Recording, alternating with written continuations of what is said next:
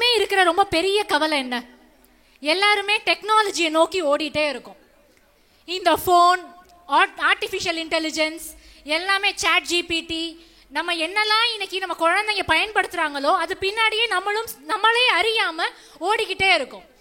அப்போ இப்படி தொழில்நுட்பத்தை பின்னாடி ஓடும்போது கலைகள் எல்லாம் இன்னும் வாழவில்லையேங்கிற மிகப்பெரிய ஏக்கம் எல்லாருக்குள்ளேயும் இருக்கும்போது மர வேலைப்பாடுகளை இன்றைக்கும் மிக அழகாக மிக துல்லியமாக செய்து கொண்டு கலைகளை வாழ வைத்து கொண்டு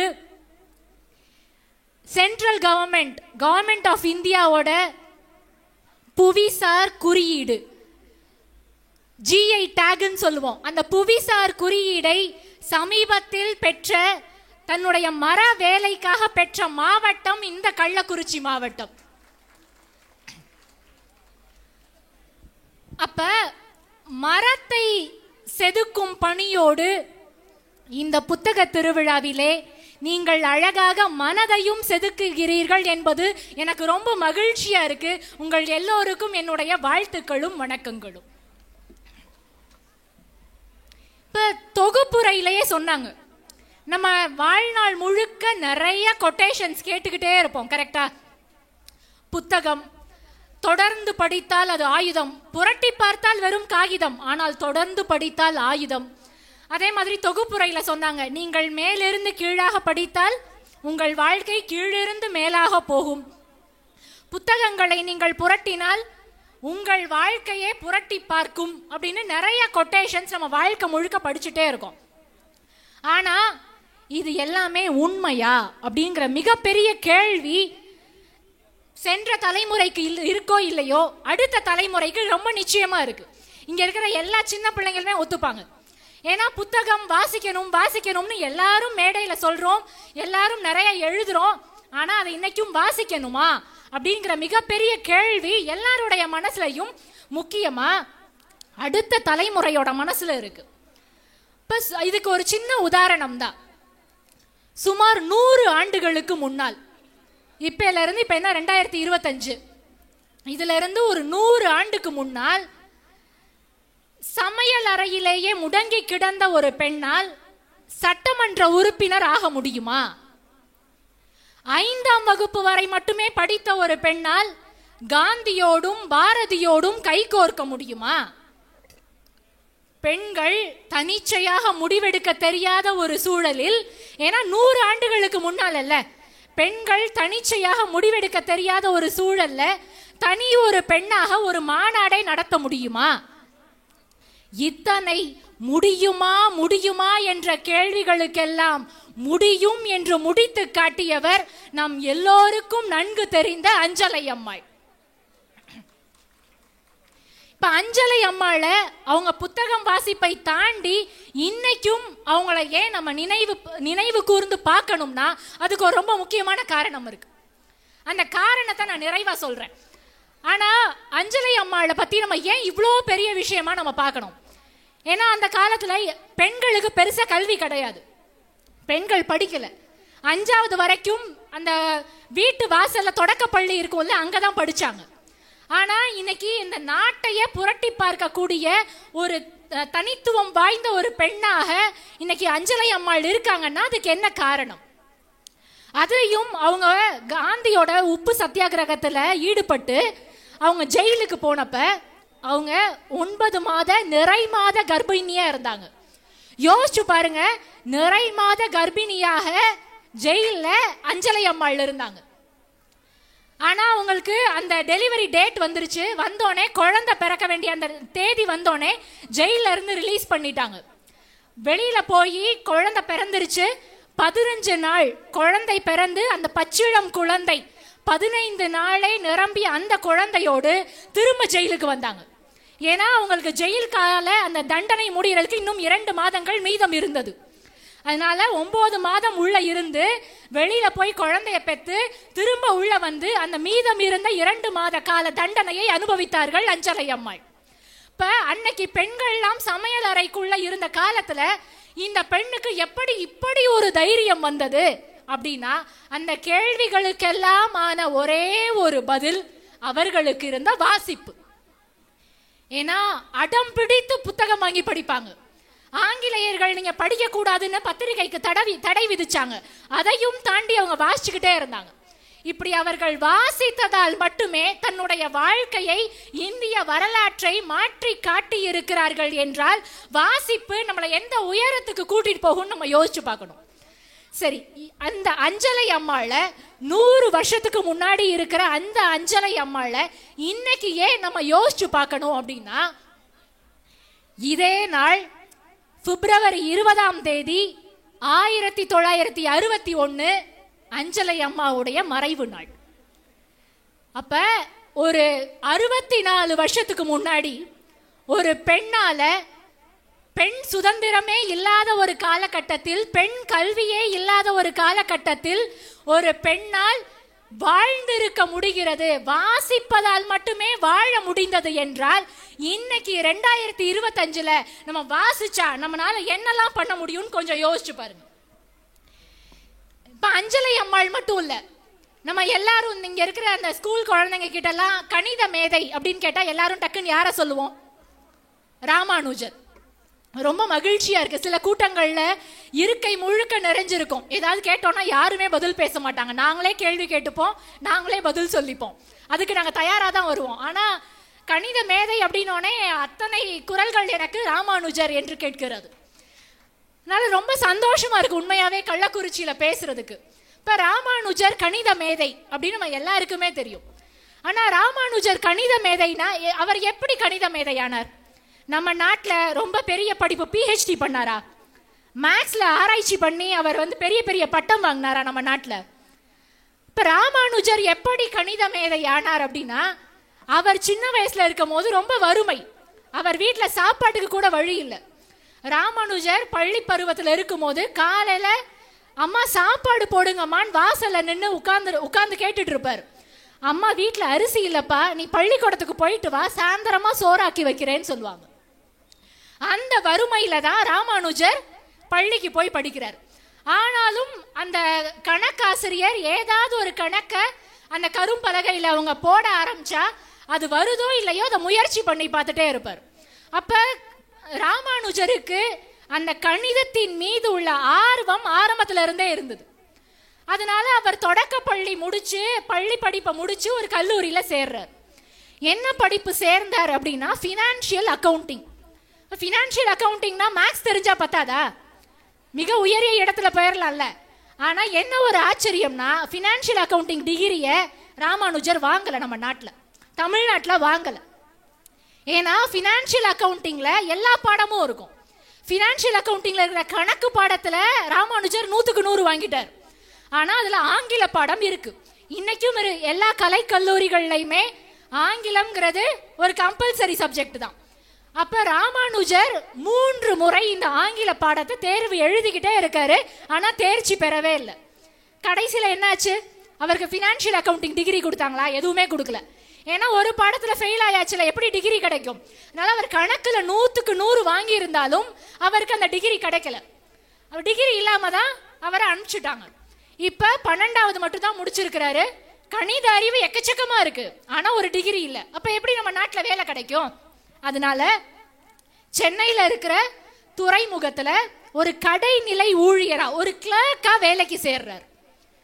அங்க வேலைக்கு சேர்ந்து அங்க பணியாற்றிட்டு இருக்கும் போது 5 மணிக்கு வேலை முடிஞ்சிடும். 5 மணிக்கு வேலை முடிஞ்சோடனே அவ்வளவுதான் நம்ம வாழ்க்கை. நம்ம ஒரு வேலையில சேர்ந்துட்டோம்.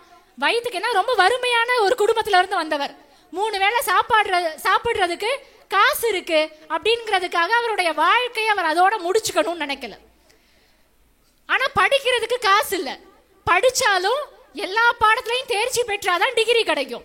இப்ப 5 மணிக்கு அவருக்கு வேலை முடிஞ்சோடனே 5 மணிக்கு அப்புறம் இரவு தூங்கும் வரை உலகத்துல இருக்கிற எல்லா கணித அறிஞர்களும் எழுதிய எல்லா புத்தகங்களையும் அவர் வாசிச்சுக்கிட்டே இருப்பார்.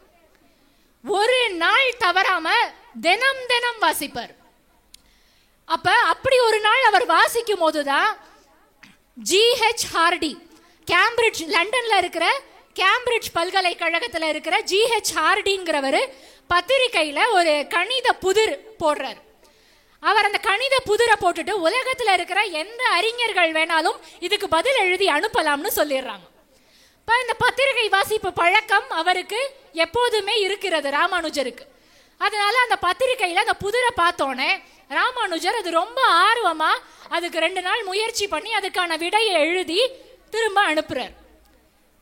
என்ன ஒரு ஆச்சரியம்னா, GHRD இருந்து அடுத்த ஒரே மாதத்துல பதில் கடிதம் வருது. உலகத்துல இருக்கிற எல்லா கணித அறிஞர்களும் மேதைகளும் இதற்கு விடை எழுதி அனுப்பி இருக்கிறார்கள், ஆனால் உன்னுடைய விடை மட்டும்தான் சரியானதாக இருக்கிறது. அடுத்து கேட்ட கேள்விதான் ரொம்ப முக்கியமான கேள்வி. நீ இந்தியால இருந்து வரன்னு தெரியுது, இந்தியால இருக்கிற தலை சிறந்த பல்கலைக்கழகத்திலேயோ கல்லூரியிலேயோ கணித பேராசிரியரா இருக்கீங்களான்னு பதில் கடிதத்துல இருக்கு. அதுக்கு ராமானுஜர் பதில் எழுதுறார், இல்ல நான் எதுவும் எந்த வேலையும் பார்க்கல, கணிதத்துல ஒரு டிகிரி கூட வாங்கல, நான் துறைமுகத்துல ஒரு கடைநிலை ஊழியரா வேலை பார்த்துட்டு இருக்கேன் பதில் எழுதி அனுப்புறார். இத பார்த்து ஆச்சரியப்பட்டு போன GHRD என்ன பண்றாரு, சென்னை பல்கலைக்கழகத்துக்கு ஒரு மறு கடிதம் எழுதுறார். அந்த கடிதத்துல உங்க பல்கலைக்கழகத்துக்கு எதிர்த்தாப்புல இருக்கிற துறைமுகத்துல ராமானுஜர்ங்கிற ஒரு ஆகச்சிறந்த மேதை வேலை பார்த்துட்டு இருக்கிறாரு, அவரை உடனடியா உங்களுடைய பல்கலைக்கழகத்துல சேர்த்துக்குங்க அப்படின்னு ஒரு கடிதம் வருது. ஆனா சென்னை பல்கலைக்கழகம் அதுக்கான எந்த பதில் கடிதமும் அனுப்பல.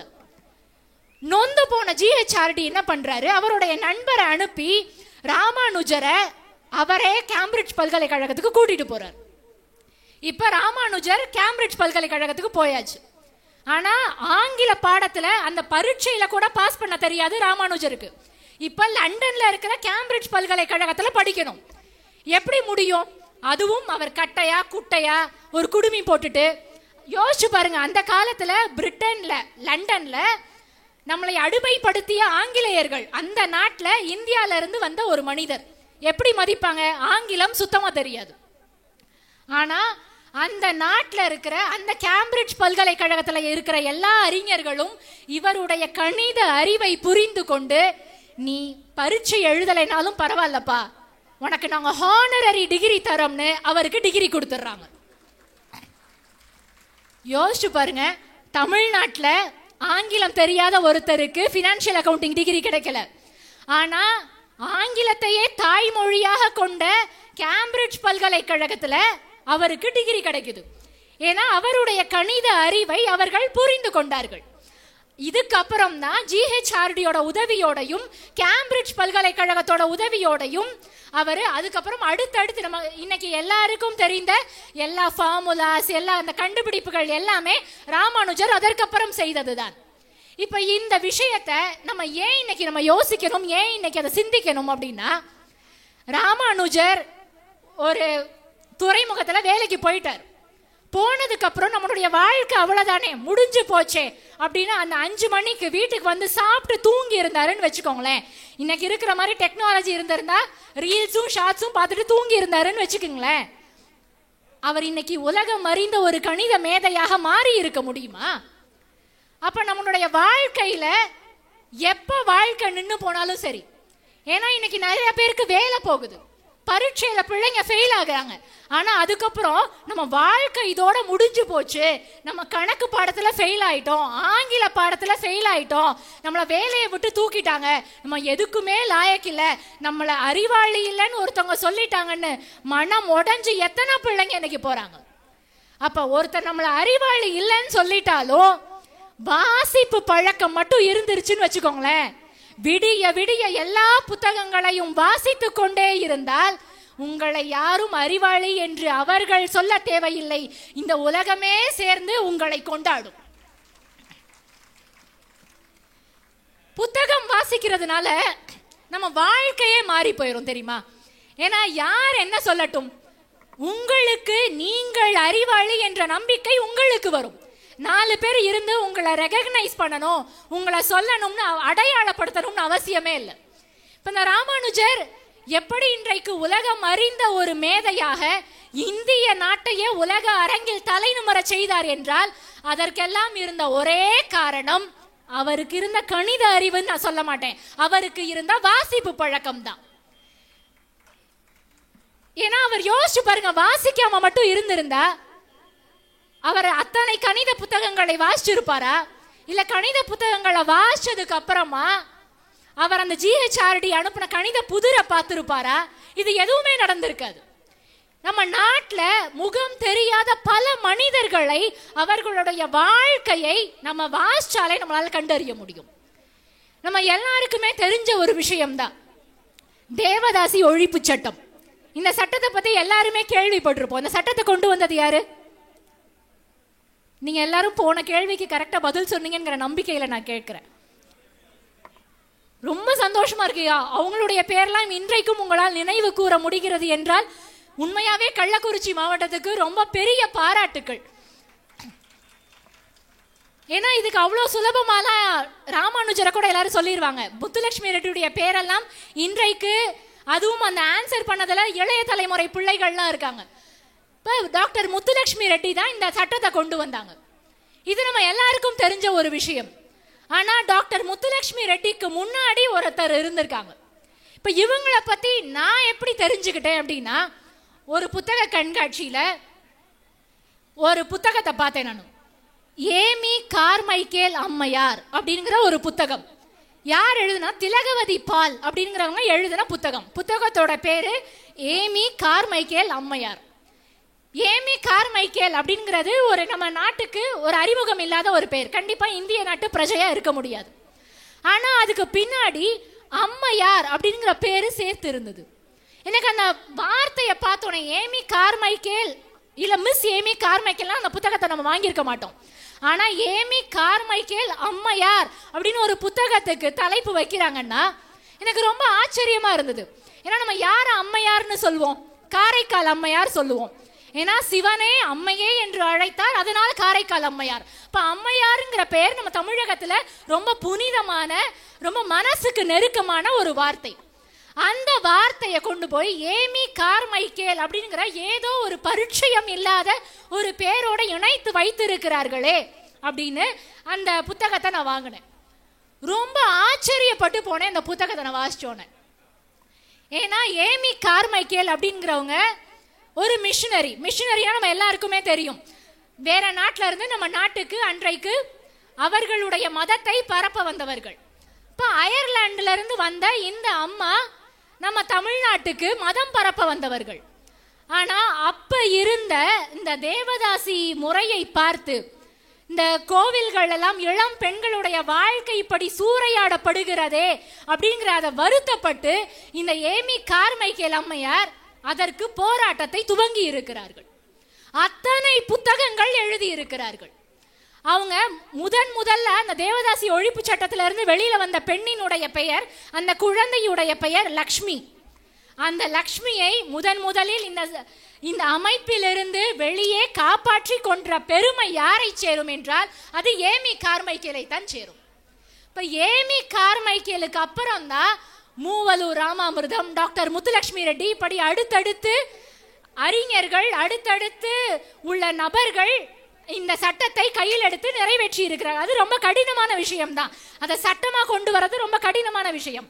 ஆனா இதை சட்டமா கொண்டு வரதுக்கு முன்னாடி இதற்கான பிள்ளையார் சுழி, இதற்கான ஆரம்ப புள்ளி யார் போட்டதுன்னா ஏமி கார்மைக்கேல் என்ற அயர்லாண்டை சேர்ந்த ஒரு அம்மையார்.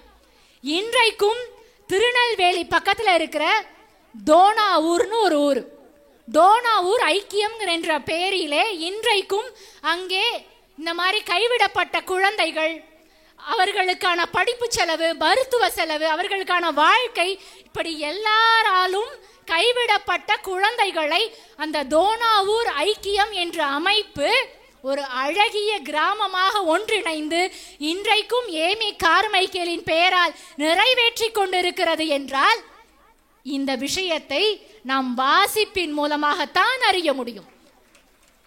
ஏன்னா திருநெல்வேலியிலேயே இருக்கிற மக்களுக்கு கூட தோனாவூரை பத்தி தெரியாது. தோனாவூர் பக்கத்துல, அந்த திருநெல்வேலி பக்கத்துல இருக்கிற ஒரு சின்ன கிராமம், அங்க இவ்வளவு பெரிய ஒரு மாற்றம், இவ்வளவு பெரிய ஒரு சோசியல் சர்வீஸ் நடக்குதுன்னா அதற்கு அடிப்படை நமக்கு முதல்ல புத்தக வாசிப்பு இருக்கணும்.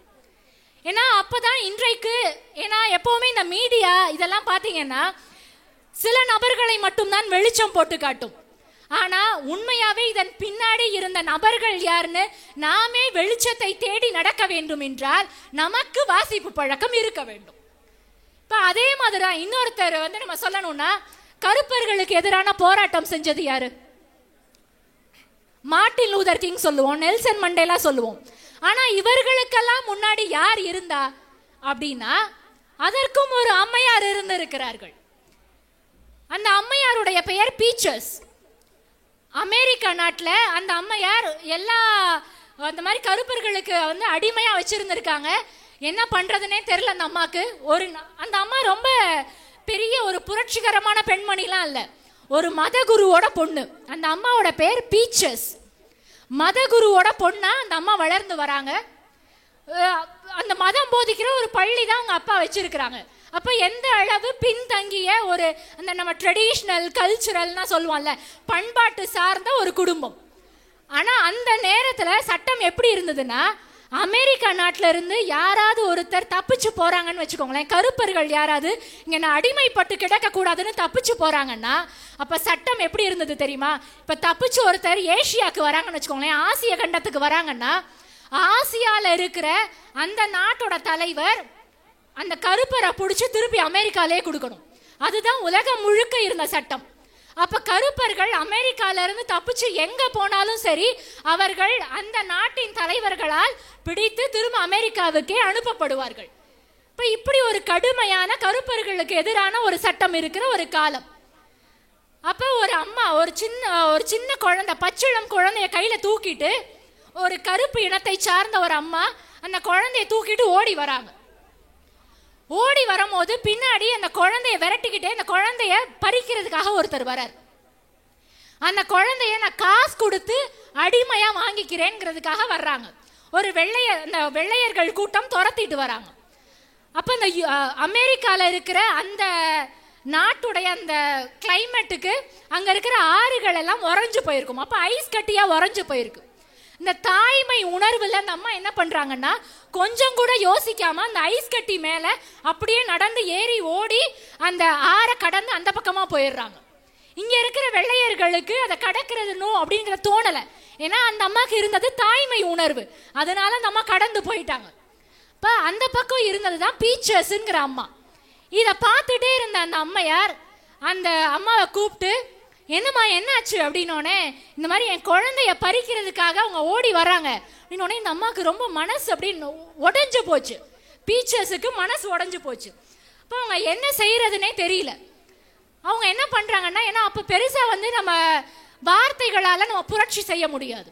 பெண் சுதந்திரம், பெண் சுதந்திரம் என்றால் என்ன என்று எல்லோரும் கேள்வி எழுப்பக்கூடிய ஒரு நிலையில், உங்களுக்கு பிடிச்சதை செய்யறது மட்டும் சுதந்திரம் இல்ல, பிடிக்காததை செய்யாமல் இருப்பதும் சுதந்திரம்தான் என்ற மிகப்பெரிய வெளிச்சத்தை இந்த சமூகத்திற்கும் உலகத்திற்கும் அள்ளி கொடுத்த எங்கள் பேச்சுலகின் ஆசான், நாங்கள் எப்போதும் வியந்து பார்க்கின்ற பர்வீன் அம்மா அவர்களை கரம் கூப்பி வணங்குவதிலே பெருமை அடைகிறேன். அவர்கள் முன்னிலையில் எனக்கு பேச வாய்ப்பளித்த கள்ளக்குறிச்சி மாவட்ட புத்தக திருவிழா நிர்வாகிகள் அத்துணை பேருக்கும் என்னுடைய மனமார்ந்த நன்றிகள். இப்ப இந்த கருப்பர்களுக்கு எதிரான போராட்டத்தை பத்தி சொல்லும் போது பீச்சர்ஸ்ங்கிற அம்மா அந்த தாயை பார்த்து ரொம்ப வருத்தப்படுறாங்க. இப்ப இதுக்கு என்ன பண்ணலாம்னா, புரட்சிகரமா நம்ம அங்க புரட்சி செய்ய முடியாது, பெண்கள் அடிமைப்பட்டு இருந்த காலம். அப்ப அவங்க அங்கிள் டாம்ஸ் கேபின் அப்படிங்கிற ஒரு புத்தகத்தை எழுதுறாங்க.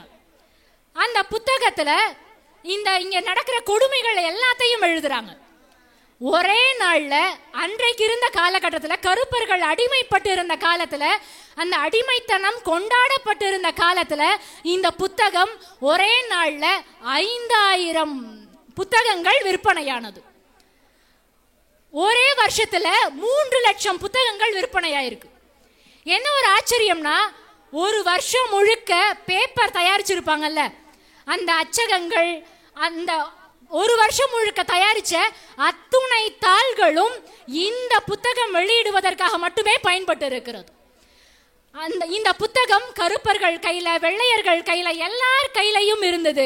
இந்த புத்தகத்தை அடிப்படையாக கொண்டு இதை வாசித்த பிறகுதான் மார்ட்டின் லூதர் கிங்குக்கும் நெல்சன் மண்டேலாவுக்கும் கருப்பர்களுக்கு எதிராக நாம் போராட வேண்டும் என்ற எண்ணமே வந்தது. அப்ப நீங்க ஒரு யோசிச்சு பாருங்களேன். ஏன்னா எல்லாருக்கும் கருப்பர்களுக்கு நம்ம விடுதலைக்காக போராடணுங்கிற எண்ணம் எல்லாருக்குமே இருக்கும். ஆனா அந்த எண்ணம் எல்லாருக்கும் இருக்குதா அப்படின்னு நமக்கு எப்படி தெரியும்? ஒரு கல்லூரிக்கே போறோம், ஏதோ ஒரு போராட்டம் பண்ணணும்னா முதல்ல ஒரு பேப்பர்ல எழுதுவாங்க, எழுதி உங்களுக்கு இதுல சம்மதம் இருந்தா கையெழுத்திடுங்கன்னு சொல்லுவாங்க. அப்ப எல்லாருக்குமே ஒரு எண்ணம் இருக்கிறதா என்பது எப்போது தெரியும் என்றால், எல்லோரும் ஒரு அது எழுத்தாக எழுதப்பட்டு எல்லோரும் அந்த புத்தகத்தை வாங்கி வாசிக்கும் பொழுதுதான் எல்லோருக்கும் இந்த அடிமைத்தனத்தின் மீதான கோபம் இருக்கிறது. அப்ப நம்மளால புரட்சி செய்ய முடியும் என்ற மிகப்பெரிய நம்பிக்கையை மார்ட்டின் லூதர் கிங்குக்கு கொடுத்தது பீச்சர்ஸ் அம்மையார் எழுதிய அங்கிள் டாம்ஸ் கேபின் என்ற இந்த புத்தகம் தான். இப்ப புத்தகம் வாசிப்பு நம்மளை எங்கெங்கேயோ கொண்டு போகும், புரட்சி செய்யும், வாழ்க்கையில் மாற்றத்தை கொண்டு வரும். இந்த மாதிரி நிறைய விஷயங்கள் நம்ம சொல்லிட்டே இருக்கோம். ஆனா இன்னைக்கு அடுத்த தலைமுறை பிள்ளைகளால புத்தகத்தை வாசிக்க முடிகிறதா, முடியுமா அப்படின்னு கேள்வி கேட்டா அது எல்லாருக்குமே ரொம்ப பெரிய வருத்தமா இருக்கு. இதற்கான பதில் ரொம்ப வருத்தம் தரக்கூடியதா இருக்கு. ஏன்னா என்ன காரணம்? இன்னைக்கு இருக்கிற தொழில்நுட்பம், யூடியூப், ஃபேஸ்புக், இன்ஸ்டாகிராம், இது எல்லாத்தையும் பார்த்துட்டு வாசிக்கணுமா, எப்படி வாசிக்கிறது, எங்க இருந்து தொடங்குறது, என்னால எப்படி வாசிக்க முடியும் அப்படிங்கிற நிறைய கேள்விகள் இளைய தலைமுறை பிள்ளைகள்கிட்ட இருக்கு. அவர்கள் எல்லோருக்கும் நான் ஒரே ஒரு பதில் சொல்ல வேண்டும் என்றால், உங்களுடைய வாசிப்பு பழக்கத்தை ஒரே ஒரு படைப்புல இருந்து நீங்க ஆரம்பிக்க முடியும். ஏன்னா நீங்க யோசிச்சு பாருங்க, காந்தி உப்பு சத்தியாகிரத்துக்காக எப்படிலாம் கஷ்டப்பட்டார் தெரியுமா? சின்ன வயசுல எங்க அப்பா எப்படி பள்ளிக்கூடத்துக்கெல்லாம் நடந்தே போனார் தெரியுமா? காலில் செருப்பு இல்லாம போனார் தெரியுமா? அப்படின்னு நம்ம வாழ்க்கையுடைய எல்லா பரிமாணங்களையும், பண்பாட்டை, கலாச்சாரத்தை, சுதந்திரத்தை, ஒழுக்கத்தை, நம்ம இது எல்லாத்தையுமே எப்படி கத்துக்கிட்டோம்? எது சரி எது தவறு, நாம் எப்படி வாழ வேண்டும் என்ற எல்லா கேள்விகளுக்குமான பதிலாக நாம் கற்றுக்கொண்டது கதைகளின் வாயிலாகத்தான். அப்ப அடுத்த தலைமுறை படிக்க வேண்டும் என்றால் நீங்கள் சிறுகதைகளில் இருந்து ஆரம்பித்தால் அது ரொம்ப சுலபமா இருக்கும். ஏன்னா நானும் ஒரு 6வது 7வது படிக்கும் போது வாசிக்கணுமா, வாசிச்சா தூக்கம் வருதே, கட்டுரை வாசிக்கணுமா, ரொம்ப கஷ்டமா இருக்கே அப்படின்னு நானும் ரொம்ப பயந்து போய் அதை ஒதுக்கி வைத்த காலம் எல்லாம் உண்டு. ஆனா சிறுகதை பார்த்தீங்கன்னா ஒரு 15 பக்கம் 20 பக்கம் தான் இருக்கும். வாசிச்சா அது நம்ம அப்படியே கூடவே கூட்டிட்டு போகும். ரொம்ப கஷ்டமாவே இருக்காது. எல்லாருக்கும் உரிய மொழியில, அந்த வட்டார மொழியில பல சிறுகதைகள் இருக்கும். இங்க எல்லா பிள்ளைகளுக்கும் சினிமா பிடிக்கும் தானே? சினிமா பிடிக்காத பிள்ளைகள், சினிமா பிடிக்காத மனிதர்கள் யாராவது இருக்க முடியுமா? அப்ப சிறுகதைங்கிறது எழுதப்பட்ட சினிமா, அவ்வளவுதான். அதை வாசிச்சா உங்களுக்கு ஒரு படம் பார்க்குற மாதிரி தான் இருக்கும். அதனால அந்த வாசிப்பு பழக்கத்தை நீங்க சிறுகதையில இருந்து ஆரம்பிச்சீங்கன்னு வச்சுக்கோங்களேன், உங்களுக்கு ரொம்ப சுலபமா வாசிப்பு பழக்கம் உங்களை அது பிடித்து கொள்ளும். நீங்க அதுக்கப்புறம் வாசிப்ப நினைச்சாலும் உங்களால விட முடியாது. ஏன்னா அடுத்த தலைமுறை இழந்தது என்ன? இப்ப நாங்க எங்களை மாதிரியான பிள்ளைகள் நாங்கள் இழந்தது என்ன அப்படின்னா, பாட்டி மடியில படுத்துட்டு நிலா வெளிச்சத்துல மொட்டை மாடியில எங்க பாட்டி சொன்ன கதையெல்லாம் நாங்க இழந்துட்டோம். அப்ப அந்த இழப்பை, அந்த வெற்றிடத்தை எது நிரப்ப முடியும் என்றால் ஒரு சிறுகதை தான் நிரப்ப முடியும். ஏன்னா கதை கேட்டு சொல்லி வளர்ந்த ஒரு சமூகம் இது. இப்ப சிறுகதை வாசிக்க ஆரம்பிச்சாலே நீங்க சிறுகதையை வாசிச்சுட்டே வாங்களேன். அதுக்கப்புறம் இப்ப நான் சொன்ன ராமானுஜர் ஆகட்டும், பீச்சர்ஸா இருக்கட்டும், ஏமி கார்மைக்கேல்சன் ஆகட்டும், அதெல்லாம் நீங்க தேடி போக வேண்டாம், அவர்கள் எல்லாம் உங்களை தேடி வருவார்கள். அப்ப சிறுகதை என்று நான் சொல்லும் பொழுது நான் ரொம்ப வாசித்து வியந்த ஒரே ஒரு அந்த சின்ன கதையை மட்டும் நான் இங்க சொல்லணும்னு ஆசைப்படுறேன். அந்த கதை என்ன கதை அப்படின்னா, ஹில்சா மீனின் சுவை. ஹில்சா மீனின் சுவை என்பது ஒரு சாகித்ய அகாடமி விருது பெற்ற மணிப்பூரி கதை. அந்த கதையை தமிழில் மொழிபெயர்த்திருக்கிறார்கள். அதை எழுதியவர் குஞ்சமோகன் சிங். இந்த சிறுகதை நேரத்தின் அருமை கருதி கதையை முழுக்க நான் சொல்லாம, அந்த கதை மொத்தமே ஒரு 10 பக்கம் தான். வாசிக்கணும்னு ஆசைப்படுறவங்க அந்த கதையை முதல்ல வாசிச்சு ஆரம்பிக்கலாம். ரொம்ப அழகான அற்புதமான கதை. அந்த கதையுடைய கிளைமேக்ஸுக்கு நான் வந்துடுறேன். ஏன்னா வறுமையை பத்தி சொல்லக்கூடிய ஒரு கதை. இப்போ அடுத்த தலைமுறைக்கு வறுமைனா ரொம்ப கஷ்டம்னு அதை கட்டுரையாக நாங்கள் வாசிக்காமல், அந்த வறுமையை ஒரு குழந்தையுடைய கண்ணீரின் வழியாக அந்த கதை கடத்தி செல்லும். அந்த கண்ணீரின் வழியாக அந்த ஹில்சா மீன் இருக்குல்ல, அந்த மீனை சாப்பிட முடியாம அந்த குழந்தை ஏங்கி போகும். அப்ப கண்ணீரின் வழியாகவும் அந்த குழந்தையுடைய உமிழ்நீரின் வழியாகவும் அந்த கதை கடத்தப்படும் போது, வறுமை கடத்தப்படும் போது அது மிகப்பெரிய மாற்றத்தை நம்ம மனசுக்குள்ள கொண்டு வரும். ஏன்னா வறுமை ரொம்ப கொடிது அப்படின்னு 4 பேர் வந்து நமக்கு சொன்னாங்கன்னு வச்சுக்கோங்களேன், அந்த வறுமையா கொடிதா, இதெல்லாம் என்ன கிரிஞ்சு மாதிரி பேசுறீங்க, பூமர் மாதிரி பேசுறீங்கன்னா அடுத்த தலைமுறை பிள்ளைகள் சொல்லுவாங்க. ஆனா இதை கதைகளின் மூலமாக நாம் வாசிக்கும் போது அந்த அப்பா மகன் அம்மா அந்த உறவுகளின் வழியாக நாம கேட்கும் போது உண்மையாவே வறுமைனா என்ன அப்படின்னு நமக்கு புரியும். இந்த மாதிரி பல சிறுகதைகள் இருக்கு. ஜெயகாந்தன் அவர்களுடைய கதை, பிரபஞ்சன் அவர்களுடைய கதை, கரப்பாம்பூச்சி எஸ்ரா அவர்களுடைய ஒரு கதை இருக்கு. கரப்பாம்பூச்சி மருந்து விற்பவன், வீடு வீடா வாசல் ஏறி கரப்பாம்பூச்சி மருந்து விற்பாங்கல்ல சேல்ஸ்மேன், அவர்களுடைய கதை. அப்ப இன்னைக்கு வீடு வீடா வாசல் ஏறி அந்த விற்கிறாங்கல்ல ஸ்விக்கி ஜொமேட்டோ, இந்த டெலிவரி, இவங்களுடைய கஷ்டத்தெல்லாம் பகிரக்கூடிய ஒரு கதையாக இருக்கும்போது அந்த கதையை நம்ம வாசிக்கிறதுக்கு கஷ்டமாவே இருக்காது. நம்மளுடைய வாழ்க்கையை வேற யாரோ எழுத்தின் மூலமாக தெரிவித்தது போல நமக்கு அலாதி பிரியமும் மகிழ்ச்சியும் கதையின் மூலமாக வருகிறது. இப்ப சிறுகதையை நீங்கள் வாசிக்க தொடங்கிவிட்டால், அந்த 10 பக்கத்தை 15 பக்கத்தை நீங்கள் வாசிக்க தொடங்கிவிட்டால் உங்களுக்கான வாசிப்பு பழக்கம் உங்களை தேடி வரும். வாசிக்க முடியலையா, ரொம்ப கஷ்டமா இருக்கு, என்னால சிறுகதையை வாசிக்கவே ஆரம்பிக்க முடியல, 10 பக்கத்தை வாசிக்கவே ஆரம்பிக்க முடியல, சிறுகதையோட சுவையை என்னால உணர முடியல அப்படின்னா அதற்கும் இன்றைக்கு தொழில்நுட்பம் வழி செய்திருக்கிறது. ஸ்பாட்டிஃபை இந்த மாதிரியான எல்லா இடத்துலையும் பாட்காஸ்ட்னு ஒரு விஷயம் இருக்கு. யூடியூப்ல எல்லா இடத்துலையும் கதை சொல்லிகள் இருக்கிறார்கள். ஆகச்சிறந்த கதை சொல்லி பவா அவர்கள் இருக்கிறார்கள். அவர்களுடைய கதைகள் எல்லாம் கேட்கும் போது நமக்கே இந்த சிறுகதை ஆஹா நல்லா இருக்கே, இதை நம்ம வாசிச்சு பார்க்கணுமேங்கிற ஆர்வம் வரும். இப்ப இன்றைக்கு அடுத்த தலைமுறை பிள்ளைகள் வாசிக்க வேண்டும் என்பதற்காக இந்த தொழில்நுட்பமும் தன்னால் இயன்ற எல்லாவற்றையும் செய்து கொண்டுதான் இருக்கிறது. உங்களால் முடிந்தவரை முதலில் கேட்டு பழகுங்கள். அதற்கப்புறம் இந்த சிறுகதை போன்ற சின்ன சின்ன விஷயங்களை வாசித்து பழகுங்கள். அதுக்கப்புறமா ஏமி கார்மைக்கேல்சன் ஆகட்டும், ராமானுஜர் ஆகட்டும் உங்களை தேடி வருவார்கள். அதுக்கப்புறம் உங்களே அறியாமல் நீங்கள் சங்க இலக்கியம் கூட வாசிக்க தொடங்குவீர்கள் என்று சொல்லி வாய்ப்பிற்கு நன்றி கூறி விடைபெறுகிறேன். நன்றி, வணக்கம். இந்த தகவல் உங்களுக்கு பிடிச்சிருந்தா லைக் பண்ணுங்க, உங்க ஃப்ரெண்ட்ஸுக்கு ஷேர் பண்ணுங்க, மறக்காம எங்க சேனலுக்கு சப்ஸ்கிரைப் பண்ணுங்க.